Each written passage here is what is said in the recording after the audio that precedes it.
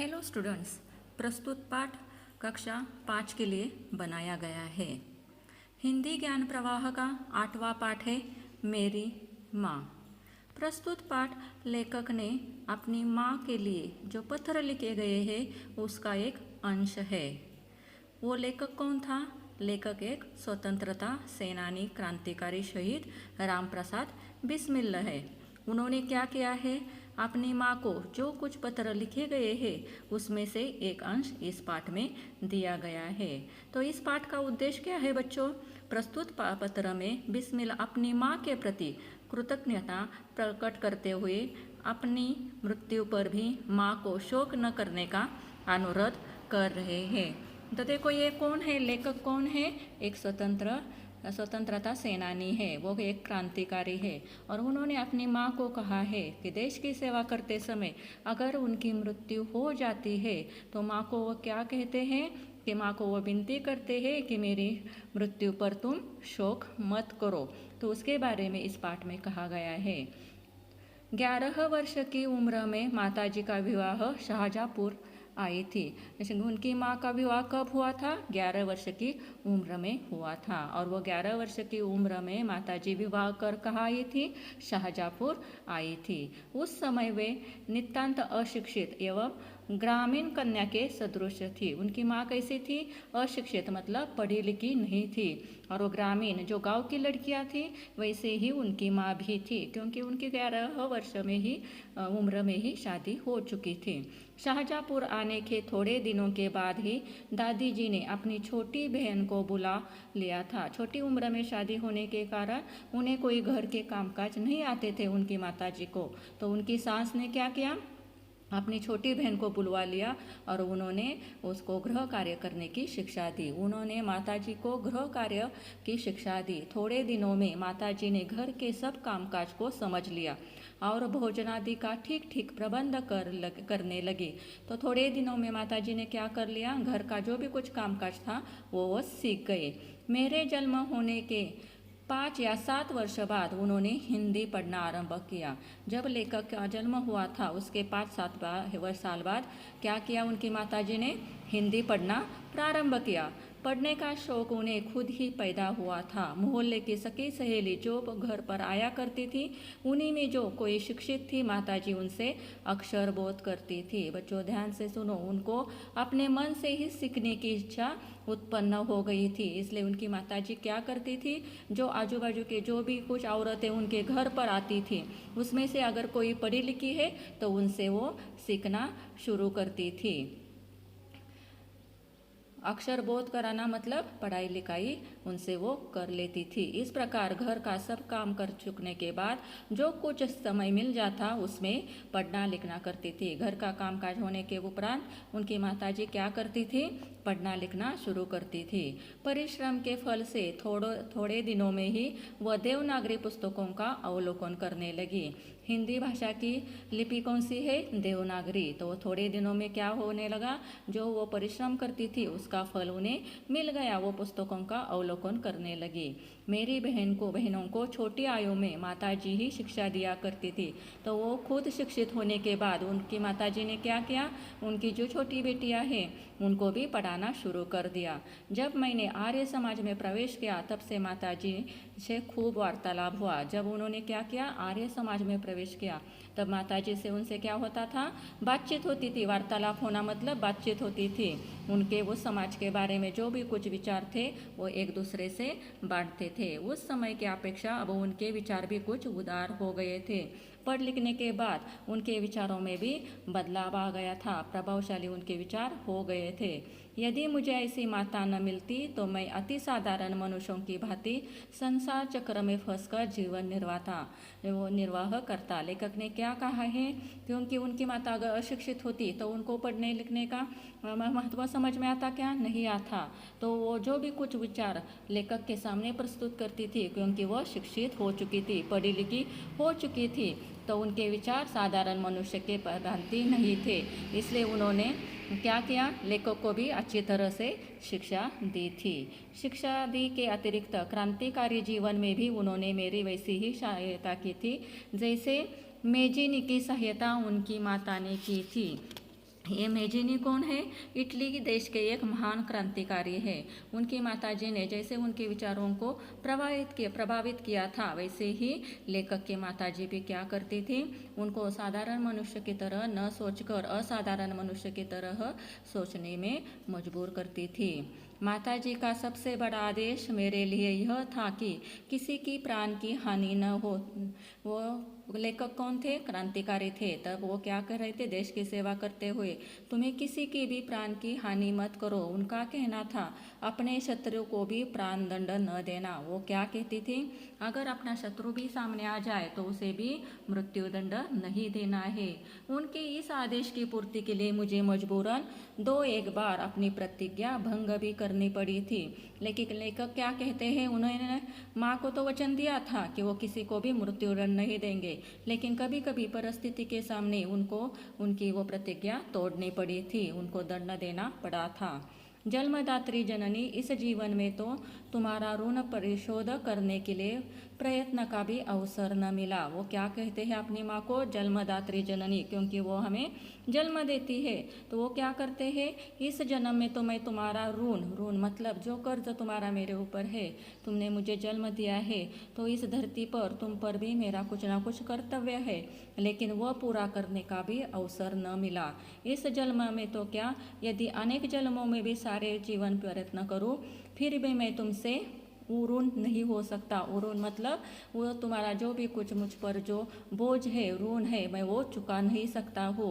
क्योंकि माँ अपने हर एक बेटे का है, हर एक माँ अपने बच्चों के लिए जो भी कुछ करती है वो हम उसे वापस नहीं कर सकते हैं। जिस प्रेम तथा दृढ़ता के साथ तुमने इस तुच्छ जीवन का सुधार किया है वह अवर्णनीय है। लेखक क्या कहते हैं?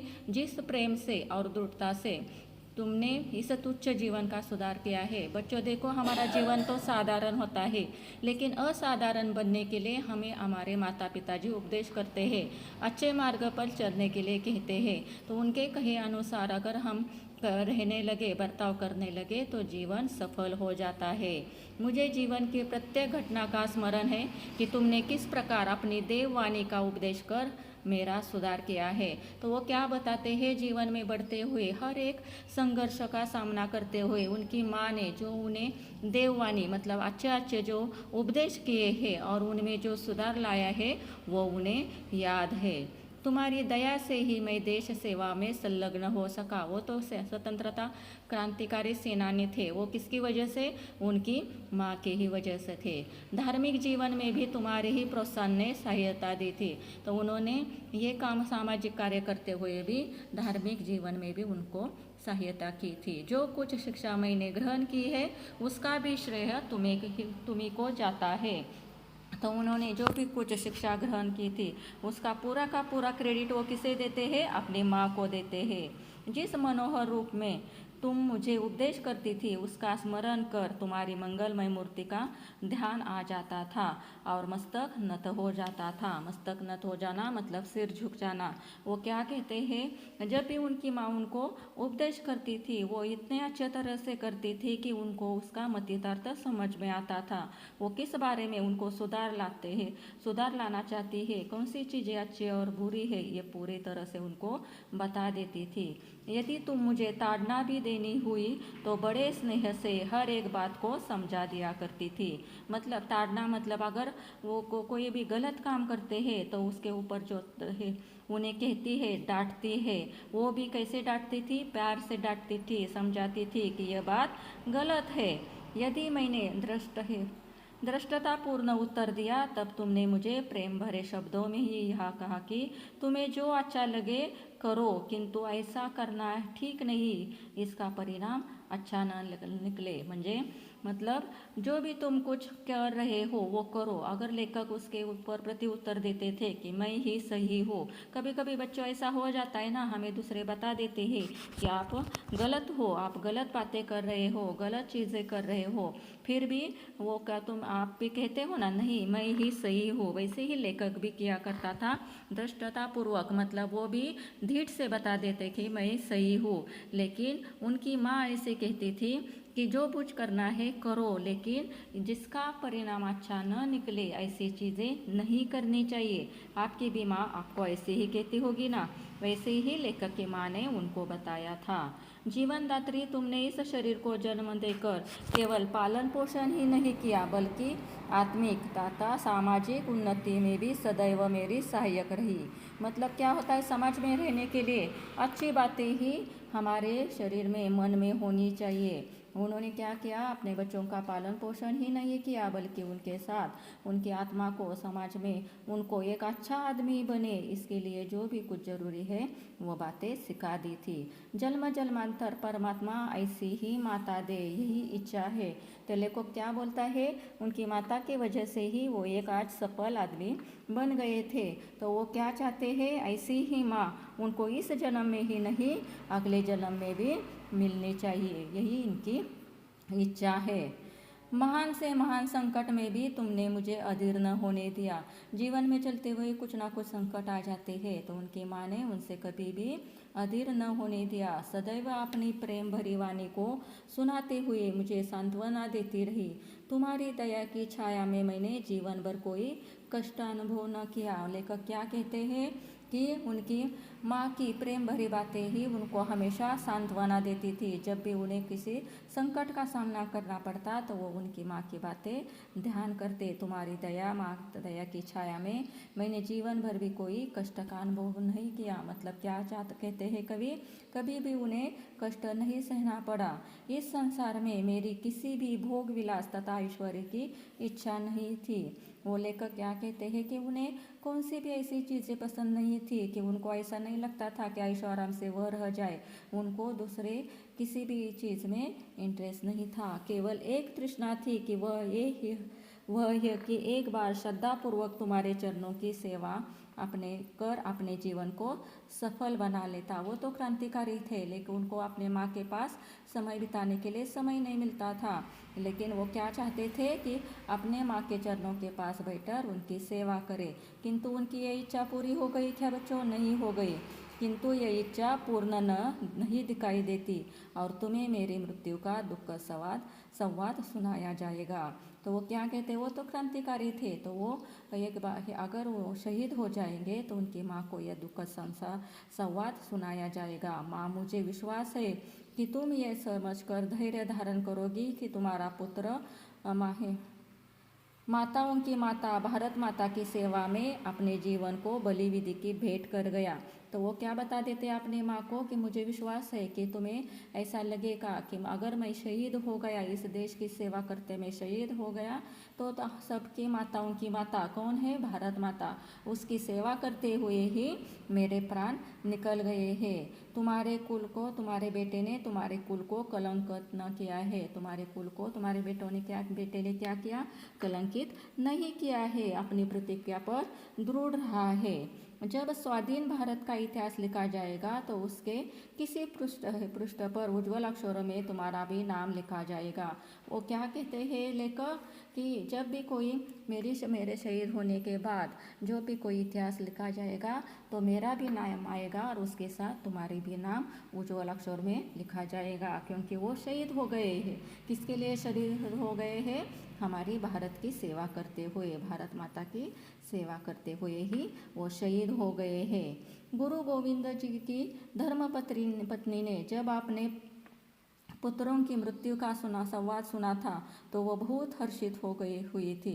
यहाँ पर गुरु गोविंद जी का उन्होंने उदाहरण दिया है कि गुरु गोविंद सिंह जी की धर्मपत्नी जब अपने पुत्रों का मृत्यु का संवाद सुनती है, बात सुनती है, तो वो बहुत हर्षित हो जाती है, और गुरु के नाम पर धर्म रक्षणार्थ अपने पुत्रों के बलिदान पर मिठाइयाँ बांटी थी। तो उन्होंने क्या किया था, उनकी पत्नी ने अपने पुत्रों के मृत्यु का समाचार सुनकर वो खुश हो गई थी, क्योंकि उनको मालूम था कि उन्होंने अपने धर्म की रक्षा करते हुए ही अपने प्राण दिए हैं। तो उन्होंने उस समय क्या किया था? मिठाइयाँ बांटी थी। जन्मदात्री वर दो कि अंतिम समय भी मेरा हृदय किसी प्रकार विचलित न हो और तुम्हारे चरण कमलों को प्रणाम कर मैं परमात्मा का स्मरण करता हुआ शरीर त्याग करूं। तो वो अपनी माँ को क्या बोलते हैं कि जब भी मेरा अंतिम समय आ जाएगा, जब भी मेरी मृत्यु मेरे निकट आ जाएगी, तब भी मैं किसी प्रकार विचलित न हो जाऊं और तुम्हारे चरणों को प्रणाम कर मैं परमात्मा का स्मरण करता हुआ शरीर त्यागो। अंत समय में क्या चाहते हो?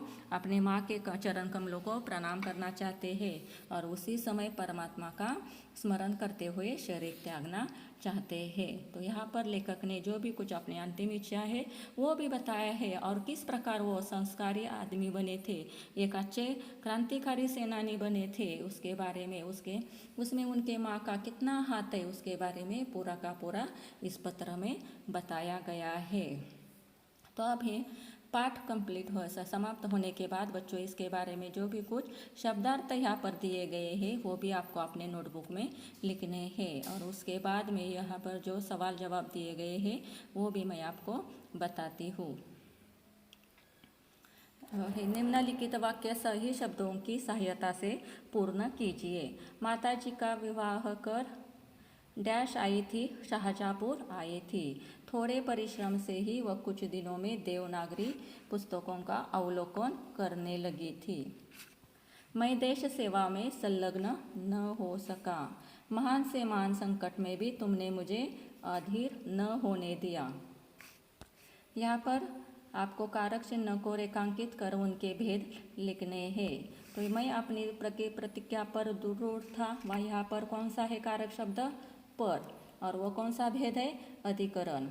दूसरा, तुम्हारी दया की छाया में मैंने कोई भी कष्ट अनुभव न किया। तो यहाँ पर कौन सा है? तुम्हारी दया की छाया में मैंने कोई कष्ट अनुभव न किया। तो यहाँ पर संबंध कारक भेद है। मेजिनी की सहायता उनकी माता ने की थी, कर्ता कारक है। माँ ने बड़े धैर्य से समझाया, करण कारक। निम्नलिखित शब्दों के दो दो पर्यायवाची शब्द लिखिए। गुरु के लिए कौन से दो पर्यायवाची शब्द है? अध्यापक, आचार्य। बहन के लिए भगिनी, अनुजा। पुत्र के लिए बेटा, तनुज। ईश्वर के लिए परमेश्वर, भगवान। हर्ष के लिए खुशी, आनंद। प्रेम के लिए अनुराग, प्रणय, स्नेह। निम्नलिखित शब्दों को उनके विलोम शब्दों से मिलाइए। उन्नति के लिए विलोम शब्द क्या है? अवनीति। प्रवेश के लिए निकास। जीवन के लिए उदार के लिए अनुदार। जीवन के लिए मृत्यु। जीवन के लिए मृत्यु। प्रेम के लिए घृणा। इच्छा के लिए अनिच्छा और दुखद के लिए सुखद। दुखद के लिए सुखद। यहाँ पर कुछ मौखिक प्रश्न और लिखित प्रश्न दिए गए हैं, उसके बारे में अब हम देखते हैं। लेखक की माँ का विवाह किस उम्र में हुआ था? लेखक की माँ का विवाह 11 वर्ष की उम्र में हुआ था। लेखक की बहनों की छोटी उम्र में किसने शिक्षा दी? लेखक की बहनों को छोटी उम्र में उनकी माताजी ही शिक्षा दिया करती थी। लेखक की माँ का सबसे बड़ा आदेश क्या था? लेखक की माँ का सबसे बड़ा आदेश यह था कि किसी की प्राण की हानि न हो। उनका कहना था कि अपने शत्रु को भी प्राणदंड न देना। लेखक किस ऋण से ऋण न होने की बात कर रहा है? लेखक की माँ ने प्रेम और दृढ़ता के साथ लेखक के तुच्छ जीवन का सुधार किया था। उनकी माँ की देववाणी से ही लेखक देश सेवा में संलग्न हो गया था। उनकी माँ के उनके ऊपर बहुत सारे ऋण थे, उपकार थे, वो उससे ऋण नहीं होने की बात कह रहे हैं। लिखित प्रश्न, राम प्रसाद बिस्मिल की कौन सी इच्छा पूरी न हो सकी तथा क्यों? राम प्रसाद बिस्मिल की यह इच्छा पूरी न हो सकी कि एक बार श्रद्धापूर्वक तुम्हारे चरणों की सेवा कर अपने जीवन को सफल बना ले था। लेखक ने अपने आत्मिक तथा सामाजिक उन्नति के लिए अपनी माँ को किस प्रकार सहायक सिद्ध किया है? लेखक की माँ हमेशा लेखक को ताड़ना भी हो तो बड़े स्नेह से हर एक बात समझा देती थी। वह लेखक को कहती थी, तुम्हें जो अच्छा लगे वह करो, किंतु ऐसा न करना कि जिसका परिणाम अच्छा न निकले। अपने माँ के उपदेश से ही लेखक की आत्मिक तथा सामाजिक उन्नति मृत्यु हो गई थी। गुरु गोविंद सिंह की पत्नी अपने पुत्रों की मृत्यु पर क्यों प्रसन्न थी? गुरु गोविंद सिंह की पत्नी ने जब अपने पुत्रों की मृत्यु का संवाद सुना तो हर्षित होकर बोली कि गुरु के नाम पर धर्म रक्षार्थ अपने पुत्रों का बलिदान हो गया और उसने मिठाइयाँ बांटी थी, क्योंकि उनके पुत्र उनके धर्म की रक्षा के लिए ही उन्होंने बलिदान दिया था, इसलिए उसे बुरा नहीं लगा था। राम प्रसाद बिस्मिल ने अपने पत्र के अंत में अपनी माँ से क्या प्रार्थना की है? राम प्रसाद बिस्मिल ने अपने पत्र के अंत में अपनी माँ से प्रार्थना की है कि अंतिम समय में भी मेरा हृदय किसी प्रकार विचलित न हो और तुम्हारे चरणों की चरण कमलों को प्रणाम करते मैं परमात्मा का स्मरण करता हुआ शरीर त्यागो। यहाँ पर बच्चों ये 8वां पाठ हमारा खत्म हो गया है और 9वां पाठ है आर्यभट्ट। आपको नाम से ही मालूम होगा ये आर्यभट्ट कौन है। आर्यभट्ट विश्व के महान वैज्ञानिकों में आर्यभट्ट का नाम बड़े आदर से लिया जाता है। गणित तथा ज्योतिष शास्त्र के ज्ञाता आर्यभट्ट ने गणित में अक्षरांक पद्धति तथा नक्षत्र जगत में के कई नए सिद्धांतों का जानकारी विश्व को दी थी। प्रस्तुत पाठ आर्यभट्ट की उपलब्धियों का परिचय देता है। आर्यभट्ट एक ऐसे महान वैज्ञानिक है जिनको गणित और ज्योतिष शास्त्र का बड़ा ज्ञान था। उन्होंने क्या किया था? गणित के बारे में और ज्योतिष के बारे में जो बातें उस समय कही थी उन बातों को आज भी आंका जाता है, आज भी उन्हीं बातों को सराहा जाता है। उस समय कंप्यूटर नहीं था, दूरबीन नहीं थी, फिर भी बच्चों आर्यभट्ट क्या देखते थे? आकाश में चमकते सितारे और उनकी गतिविधियाँ देखकर ही बता देते थे कि विश्व में क्या हो रहा है। इस पाठ में आर्यभट्ट ने जो भी कुछ उस समय कार्य किए हैं उनके बारे में बताया गया है। आकाश में चमकते सितारे सदा मनुष्य के लिए आकर्षण के केंद्र रहे हैं। मानव युगों से यह कल्पना करता रहा है कि वह इन नक्षत्रों के रूप, रंग, आकार और रचना को जान सके। आप भी बच्चे अगर कभी भी रात को आप ऊपर देखते हो आकाश की तरफ, तब आपको वो सितारे देखकर, चमकते हुए सितारे देखकर भी आपके भी मन में इच्छा उत्पन्न हो जाती है कि इनका रंग रूप क्या होगा, इनकी रचना कैसे हो गई है। ये आपके भी जिज्ञासा मन में उत्पन्न हो जाती है। उनकी यात्रा कर उनके बारे में अनुभव प्राप्त कर सके, ये विचार भी उसे बता रहा है कि किसी न किसी नक्षत्र पर उसके जैसे लोग भी बसते होंगे। आपको भी ऐसा लगता होगा कि उनकी यात्रा कर मतलब उन पर जाकर आए और वहाँ पर भी उस नक्षत्र पर भी हमारे जैसे लोग रहते हैं या नहीं, ये देखे। मानव की इसी जिज्ञासा ने उसे आकाश में विद्यमान नक्षत्रों की खोजबीन करने के लिए प्रेरित किया। इसी जिज्ञासा ने क्या हो गया कि मनुष्य ने क्या किया? इन नक्षत्रों की खोजबीन की है। युगों से चले आ रहे इन परीक्षणों के कारण ही आज मानव धरती पर बैठे बैठे ही कुछ नक्षत्रों में घटने वाली घटनाओं को जानने में सक्षम हो गया है। और इनकी इसी क्यूरियोसिटी की वजह से उन्होंने क्या की है कि बैठे बैठे ही नक्षत्रों में जो भी कुछ घटनाएं घटित हो जाती है उन्हें जानने में सक्षमता प्राप्त कर ली है। आज मानव ने अंतरिक्ष जगत की केवल यात्रा ही नहीं की है, अपितु वहाँ ने प्रयोगशालाएं भी स्थापित कर ली है जो नक्षत्रों में होने वाली हर गतिविधि के चित्र तथा गणनाएं पृथ्वी पर भेजते रहे। तो आजकल क्या हो गया है? अंतरिक्ष मतलब स्पेस में वो क्या किया है? मनुष्य जाकर आया है। स्पेस में जाकर आने के बाद वहाँ पर लैब्स स्थापित की है, प्रयोगशालाएं वहाँ पर स्थापित की है और वहाँ पर जो प्रयोगशाला स्थापित की है वहाँ से वो क्या करते हैं? फोटोज निकाल कर हमें उसके बारे में पूरी की पूरी जानकारी नीचे भेज देते हैं। यह सब 30-40 साल में संभव नहीं हो पाया है। ये तो अनेक वैज्ञानिकों के वर्षों के सतत प्रयास का परिणाम है। और ये 30-40 सालों में हुआ है क्या? नहीं, अनेक सालों से वैज्ञानिक क्या कर रहे हैं? साइंटिस्ट इसके ऊपर खोज कर रहे हैं। भारत में हजारों वर्ष पूर्व भी ग्रह नक्षत्रों के विषय में विस्तार से चिंतन मनन किया गया है। भारत में क्या गया है? हजारों वर्ष पूर्व से ही इस ग्रह नक्षत्रों के बारे में बताया गया है। अंतरिक्ष के अध्ययन के लिए छोड़े गए उपग्रह आधुनिक वैज्ञानिकों की खोजबीन से ही संभव हो पाए हैं। देखो क्या हो गया, स्पेस में उपग्रह छोड़े जाते हैं ना, वो भी साइंटिस्ट ने किस लिए भेजे गए हैं? वहाँ पर जाकर रिसर्च करें कि वहाँ पर क्या चल रहा है। अंतरिक्ष चर्चाते ही आर्यभट्ट का नाम सर्वप्रथम जिह्वा पर आ जाता है। और जब भी हम ये साइंटिस्ट के रिसर्च की बातें करते हैं तो सबसे पहले हमारे मन में, हमारे दिमाग में किसका नाम आ जाता है? आर्यभट्ट का। आप तो जानते ही होंगे, भारत द्वारा अंतरिक्ष में 19 अप्रैल 1975 को छोड़े गए पहले कृत्रिम उपग्रह का नाम आर्यभट्ट ही था। सबसे पहले जो भी उपग्रह अंतरिक्ष में, स्पेस में छोड़ा गया था, वह कब छोड़ा गया था? 19 अप्रैल 1975 को छोड़ा गया था और उसका नाम क्या था? आर्यभट्ट नाम था। वो कैसा उपग्रह था? कृत्रिम उपग्रह भेजा गया था। आर्यभट्ट भारत के पहले व्यक्ति थे जिन्होंने कहा कि पृथ्वी अपनी धुरी पर चक्कर लगाती है। बच्चों देखो, आज हम इतनी ये बात आसानी से मान लेते हैं कि पृथ्वी घूमती रहती है, लेकिन आर्यभट्ट ने तभी उन्हें बताया था कि पृथ्वी क्या होती है? अपनी धुरी पर चक्कर लगाती है। उनके अनुसार तारामंडल स्थिर रहता है। जो भी ये स्पेस में सोलर सिस्टम वगैरह होती है वो क्या रहती है? पूरी की पूरी स्थिर रहती है। लेकिन ये जो धरती है, ये धरती घूमती रहती है और पृथ्वी अपनी धुरी पर पश्चिम से पूर्व की ओर घूमती रहती है। और उसके घूमने की डायरेक्शन क्या है? पश्चिम से पूर्व की ओर घूमती रहती है। हम भी पृथ्वी के साथ घूमते रहते हैं। आज ये एक वैज्ञानिक तथ्य है, पर उस समय लौकिक मत में ऐसी बात करना पाप समझा जाता था, क्योंकि धर्म ग्रंथ में भी यही कहते हैं कि पृथ्वी स्थिर है। हमारे जो भी धार्मिक ग्रंथ है वहाँ पर बताया जा गया था कि पृथ्वी स्थिर है। लेकिन आर्यभट्ट ने उस जमाने में जब ये बात कही तो उन्हें वो लोग सभी क्या समझने लगे? ये पाप है। लेकिन आर्यभट्ट ने किसी की भी बातें नहीं मानी। आर्यभट्ट अंधविश्वासों का खंडन किया करते थे। उन्होंने ये सिद्ध कर लिया कि पृथ्वी घूमती ही रहती है।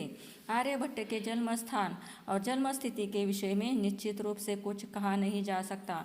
कुछ संकेतों से मालूम होता है कि वे पाटलिपुत्र वर्तमान पटना के निकट कुसुमपुर के निवासी थे। वे बचपन से ही प्रतिभाशाली थे। गणित और ज्योतिष दोनों क्षेत्रों में उनकी गहरी रुचि थी। कुछ लोगों के अनुसार आर्यभट्ट अशमक नामक जनपद के निवासी थे, परंतु गणित और ज्योतिष के गहन अध्ययन के लिए वे पाटलिपुत्र गए थे। यहाँ पर उनके जन्म और जन्म स्थान और जन्म तिथि के बारे में बच्चों कहा गया है। और वो कहाँ पर अध्ययन के लिए गए थे? पाटलिपुत्र अध्ययन के लिए गए थे। आर्यभट्ट को ज्योतिष सम्राट कहा जाता है, पर गणित में भी उन्हें विशेष कुशलता प्राप्त थी। इन विषयों में उन्होंने अनेक पुरानी मान्यताओं का खंडन कर नवीन मतों की स्थापना की। वे स्वतंत्र विचारों के व्यक्ति थे और किसी भी दबाव में आकर पुरानी गलत बातों को स्वीकार करना उनके स्वभाव के विरुद्ध था।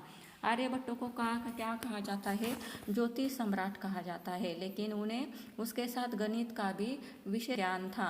उन्होंने जो भी पुरानी बातें थी उनका खंडन किया था। वो कभी भी वो स्वतंत्र विचार के व्यक्ति थे। उन्होंने किसी भी दबाव में आकर, वहाँ पर पहले के ज़माने में क्या कहते थे? धार्मिक ग्रंथ के आधार पर लोगों के मन में ये बात गलत है, अंधविश्वास है इसमें, ऐसा कहा जाता था। लेकिन आर्यभट्ट उनके उस स्वभाव के विरुद्ध थे। उन्होंने उनकी बातों का खंडन किया था। उनकी बातों के विरुद्ध ही उन्होंने जो भी कुछ रिसर्च, जो शोध कार्य किया था वो प्रस्तुत किया था। आर्यभट्ट ने अपने अनुभव और विचारों को आर्यभट्टीय नामक ग्रंथ में संकलित किया था। बच्चों ये ध्यान में रखो, उनका कौन सा ग्रंथ है? आर्यभट्टीय नामक ग्रंथ है। इस ग्रंथ को आर्यभट्टीय भी कहते हैं। इसी ग्रंथ को क्या कहते हैं? आर्यभट्टीय भी कहते हैं। संस्कृत भाषा में लिखी यह पुस्तक पद्य में है। ये कैसी पुस्तक है? पद्य में है, क्योंकि उस समय अधिकतर रचनाएं पद्य या श्लोकों में ही लिखी जाती थी। उनकी पुस्तक के एक श्लोक के आधार पर कहा जा सकता है आर्यभट्ट उस समय केवल 23 वर्ष के थे जब ये पुस्तक लिखी थी। बच्चों ये ध्यान देने वाली बात है, उन्होंने जब ये ग्रंथ लिखा था तब उनकी उम्र कितनी थी? 23 वर्ष, मीन्स 23 ईयर्स। यह है ना ये आश्चर्य की बात, क्योंकि इतनी छोटी आयु में धर्म ग्रंथों पर परंपरागत धारणाओं का खंडन कर नवी विचारों और धारणाओं की स्थापना करना कोई आसान काम न था। पर आर्यभट्ट ने भट्ट यानी योद्धा, और योद्धा का काम है लड़ना। वो जीवन भर पुरानी बातों के विरुद्ध युद्ध करते रहे। पुरानी बातें मतलब जिन पर अंधविश्वास किया जाता था, उनको वो बातें कतई पसंद नहीं थी। उन्होंने उसके विरुद्ध ही आवाज़ उठाई थी। आर्यभट्टीय में गणित और ज्योतिष दोनों ही है। इसे 4 भागों में बांटा गया है: दशगीतिका, गणित, कालापद और गोलपाद। आर्यभट्ट का यह महान ग्रंथ केवल 242 पंक्तियों और 121 श्लोकों में सिमटा हुआ है। यह भी ध्यान देने वाली बात है। उनका ग्रंथ 242 मीन्स 242 पंक्तियों और 121 121 श्लोकों में सिमटा हुआ है। पर यह है गणित और ज्योतिष के ज्ञान का अपूर्व भंडार। इतने ही ग्रंथ में लेकिन पूरा का पूरा गणित और ज्योतिष शास्त्र समाया हुआ है। आज भी उन ग्रंथ का आधार लिया जाता है। आर्यभट्ट महान ज्योतिष शास्त्री थे। उन्होंने अपने काल में फैले अंधविश्वासों का खंडन किया। उन्होंने ही सबसे पहले ये कहा कि पृथ्वी गोल है और अपनी धुरी पर चलती है। सबसे पहले किसने कहा था? आर्यभट्ट ने ही कहा था कि ये पृथ्वी गोल है और वो घूमती रहती है। आर्यभट्ट ने चंद्र ग्रहण और सूर्य ग्रहण के कारणों पर भी स्पष्ट रूप से प्रकाश डाला था। आज भी अंधविश्वास माने जाते हैं कि सूर्य ग्रहण इस प्रकार होता है, चंद्र ग्रहण इस प्रकार होता है, लेकिन आर्यभट्ट ने उस जमाने में भी कहा गया था, उन्होंने शास्त्रीय वैज्ञानिक कारण बताया था कि चंद्र ग्रहण कैसे होता है और सूर्य ग्रहण कैसे होता है। उन्होंने बताया कि चंद्रमा और पृथ्वी की परछाई पड़ने से ग्रहण होते हैं। पृथ्वी की छाया जब चंद्रमा पर पड़ती है तो चंद्र ग्रहण होता है और चंद्रमा की छाया जब पृथ्वी पर पड़ती है तो सूर्य ग्रहण होता है। ये बात ध्यान देने योग्य है बच्चों कि सूर्य ग्रहण कब होता है और चंद्र ग्रहण कब होता है। आर्यभट्ट ने आज से हजारों वर्ष पहले ये बताया था कि चंद्रमा स्वयं नहीं चमकता है, अपितु वो सूर्य के प्रकाश से ही चमकता है। समझ में आ गए बच्चों? चंद्रमा स्वयं प्रकाशित नहीं है, वो कैसे प्रकाशित होता है? सूर्य के प्रकाश से ही चमकता है। आर्यभट्ट के समय आजकल जैसे कंप्यूटर युक्त मशीनी उपकरण उपलब्ध नहीं थे, न ही उस समय दूरबीन थी। उनका सारा ज्ञान आकाश में जो कुछ दिखता है उसी पर आधारित था। बच्चों, वहाँ उस समय ज़माने में कंप्यूटर नहीं था और न ही दूरबीन थी, फिर भी वो जो आकाश की तरफ देखे थे और देखने के बाद उन्हें जो भी कुछ दिखाई देता था उनके अनुसार ही उन्होंने जो भी कुछ ज्ञान दिया है उसी पर आर्यभट्ट के अध्ययन से उस समय लोगों ने जान लिया था कि चांद के प्रकट होने तथा पूरा गायब होने के मध्य एक समय निश्चित होता है। आपने उसके चंद्रमा की हर एक लीलाएं देखी है, एक कब छोटा होता है, कब बड़ा होता है। सूरज, चांद तथा नवग्रह जिन मार्गों से यात्रा करते हैं उन्हें रवि मार्ग कहा गया है और इसी के आधार पर ज्योतिषियों ने 12 राशियों का विभाजन किया है। सूरज, चांद और तथा नवग्रह के मार्गों से जिन मार्गों से यात्रा करते हैं उसे रवि मार्ग कहा गया है। 12 राशियों का भी उन्होंने विभाजन किया था। आज भी यह मान्यता है कि आकाश के ग्रह नक्षत्र मनुष्य के जीवन पर प्रभाव डालते हैं, परंतु आर्यभट्टीय में किसी भी प्रकार का अंधविश्वास नहीं झलकता है। यह ग्रंथ पूर्णतः विज्ञान पर आधारित है। इस ग्रंथ में पूरी की पूरी अंधश्रद्धाओं का खंडन किया गया है और जो भी कुछ वहाँ पर एविडेंस दिए गए हैं वो पूरे के पूरे वैज्ञानिक है। आर्यभट्ट की सबसे बड़ी उपलब्धि शून्य की उपयोगिता को प्रमाणित करना था। शून्य का ज्ञान सबसे पहले किसने दिया था? आर्यभट्ट ने ही दिया था, जिसके आधार पर बड़ी से बड़ी संख्या को सरलता से लिखा जा सकता है। कंप्यूटर की भाषा में शून्य का महत्व सर्वविदित होता है। अंतरिक्ष की सभी गणनाएं इसके बिना असंभव है। उन्होंने किसका ज्ञान सबसे पहले दिया था? शून्य का ज्ञान सबसे पहले दिया था। आर्यभट्ट ने अंक गणित, बीज गणित और रेखा गणित के अनेक सिद्धांत अपनी पुस्तक में दिए हैं। उन्होंने ज्योमेट्री का, मैथ्स का पूरा नॉलेज उस ग्रंथ में दिया है। उस समय वृत्त के व्यास और परिधि की जानकारी कम ही गणितज्ञों को थी।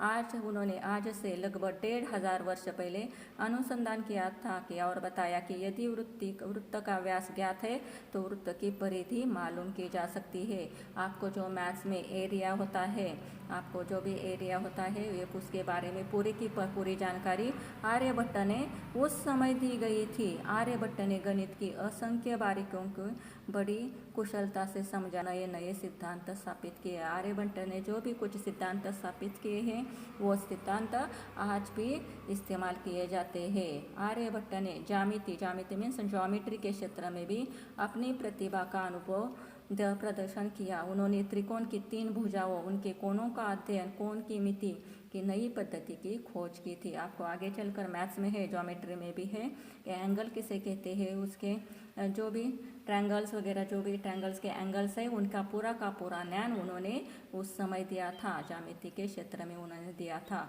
बाद में यूनानी गणितज्ञों ने भी उनकी इसी चर्चा की और धीरे धीरे ये ज्ञान यूरोप में फैला। हमारे ही आर्यभट्ट ने जो भी कुछ ज्ञान दिया था, उसी की सहायता से यूनानी यूरोप में जो भी वैज्ञानिक है, उन्होंने उसका ही सहारा लेकर आगे का ज्ञान फैलाया है। आज विद्यालयों में पढ़ाए जाने वाले रेखा गणित को यूनानी गणितज्ञ यूक्लिड की ज्यामिति पर आधारित भले ही माना जाए कि इसकी विस्तृत जड़ें आर्यभट्ट में ही देखी जाती है। यूरोप में आज जो भी कुछ रिसर्च किए गए हैं गणित के बारे में, जो भी प्रोग्रेसिव आपको जो भी डेवलपमेंट दिखाई देती है, वो पूरे के पूरे किसके आधार पर है, उसकी जो भी कुछ जड़ें हैं किस में है, आर्यभट्ट ही ग्रंथ में देखी जाती है। आर्यभट्ट ने निश्चित रूप से गणित तथा ज्योतिष के क्षेत्र में अनेक सिद्धांत संसार को प्रदान किए, जिसकी चर्चा भारत में ही नहीं विश्व भर के वैज्ञानिक बड़े सम्मान से कर रहे हैं। उन्होंने जो भी कुछ ज्ञान दिया है, वो पूरा का पूरा ज्ञान किसके ऊपर आधारित है, विज्ञान के आधार पर आधारित है, और उनके पूरे के पूरे सिद्धांत आज भी इस्तेमाल किए जाते हैं। यहाँ पर पूरे की पूरे आर्यभट्ट की जो उपलब्धियाँ है, इसके बारे में इस पाठ में बताया गया है। इसके आधार पर जो भी कुछ शब्दार्थ है वो नीचे दिए गए हैं। आपको वो नोटबुक में लिखने हैं, जो सवाल जवाब दिए गए हैं वो भी लिखने हैं। नक्षत्रों की खोजबीन करने के लिए किस प्रकार की आवश्यकता होती है, मानव की जिज्ञासा की। आर्यभट्ट को किस विषय में विशेष कुशलता प्राप्त थी, गणित। आर्यभट्ट में किस प्रकार का क्या नहीं झलकता है, अंधविश्वास। इसमें बिल्कुल भी अंधविश्वास नहीं झलकता है। आर्यभट्ट ने किस क्षेत्र में अपनी प्रतिभा का अनुपम दर्शन किया, ज्यामिति। यहाँ पर बच्चों देखो दिए मूल शब्द दिया गया है, यहाँ पर एक शब्द दिया गया है, उसमें से आपको मूल शब्द अलग करके उसका प्रत्यय लिखना है। वैज्ञानिक, विज्ञान, ईक। प्रतिभाशाली, प्रतिभाशाली। संकलित, संकलित। परंपरागत, परंपरागत। आधारित, आधारित। सम्मानित, सम्मानित। यहाँ पर कुछ वाक्यांश दिए गए हैं, उसके लिए आपको एक शब्द लिखना है। जहाँ वैज्ञानिक प्रयोग किए जाते हैं, प्रयोगशाला। गणित का ज्ञाता, गणितज्ञ। विज्ञान का ज्ञाता, वैज्ञानिक। जो सामने हो, प्रत्यक्ष। नवग्रह का समूह, नवग्रह। बिना सोचे समझे किया गया विश्वास, अंधविश्वास। यहाँ पर वर्ण विच्छेद के लिए कुछ शब्द दिए गए हैं, आपको मैंने जैसे वर्ण विच्छेद किया है वैसे ही खुद पहले करो और फिर यहाँ देखो। यहाँ पर कुछ शब्द दिए गए हैं और उनके बहुवचन यहाँ पर बॉक्स में दिए गए, उसमें से ढूंढकर आपको लिखने हैं। यहाँ पर मैंने लिख दिए हैं, फिर भी आपको खुद ढूंढने की कोशिश करनी है और उसके बाद में लिखना है। इस पाठ के आधार पर जो मौखिक प्रश्न है, लिखित प्रश्न है, यहाँ पर मैंने सॉल्व करके दिए हैं। आपको वो रीड करने हैं और अपने नोटबुक में लिखने हैं। मानव युगों से किस बात की कल्पना करता रहा है, मानव युगों से यह कल्पना करता रहा है कि वह इन नक्षत्रों के रूप, रंग, आकार और रचना को जान सके, उनकी यात्रा कर उनके बारे में अनुभव प्राप्त कर सके। मनुष्य के लिए क्या आकर्षण का केंद्र रहा है, आकाश में चमकते सितारे सदा मनुष्य के लिए आकर्षण के केंद्र रहे हैं। नक्षत्रों की गतिविधि जानने के लिए मानव ने क्या किया है, नक्षत्रों की गतिविधि जानने के लिए मानव ने अंतरिक्ष जगत की न केवल यात्रा कर ली है, अपितु वह अनेक प्रयोगशालाएं भी स्थापित कर ली है, जो नक्षत्रों में होने वाली हर गतिविधि के चित्र तथा गणनाएं पृथ्वी पर भेजती है। बच्चों यहाँ पर गतिविधि की मात्रा ह्रस्व है। भारत द्वारा प्रथम कृत्रिम उपग्रह कब छोड़ा गया तथा उसका नाम क्या था। भारत द्वारा अंतरिक्ष में 19 अप्रैल 1975 को छोड़े गए पहले कृत्रिम उपग्रह का नाम आर्यभट्ट था। आर्यभट्ट की सबसे बड़ी उपलब्धि क्या थी। आर्यभट्ट की सबसे बड़ी उपलब्धि शून्य की उपयोगिता को प्रमाणित करना था, जिसके आधार पर बड़ी से बड़ी संख्या को सरलता से लिखा जा सकता है। लिखित प्रश्न है, आर्यभट्ट ग्रंथ को आज भी महत्वपूर्ण क्यों माना जाता है। आर्यभट्ट ने अपने अनुभव और विचारों को आर्यभट्टीय नामक ग्रंथ में संकलित किया है।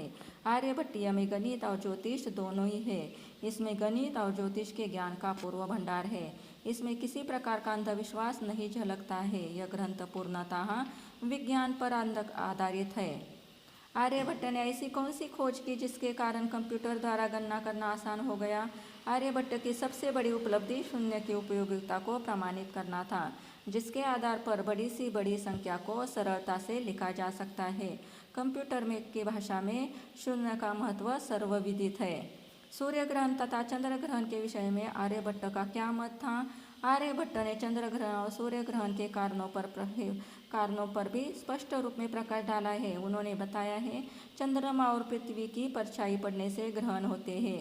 पृथ्वी की छाया जब चंद्रमा पर पड़ती है तो चंद्र ग्रहण होता है, और चंद्रमा की छाया जब पृथ्वी पर पड़ती है तो सूर्य ग्रहण होता है।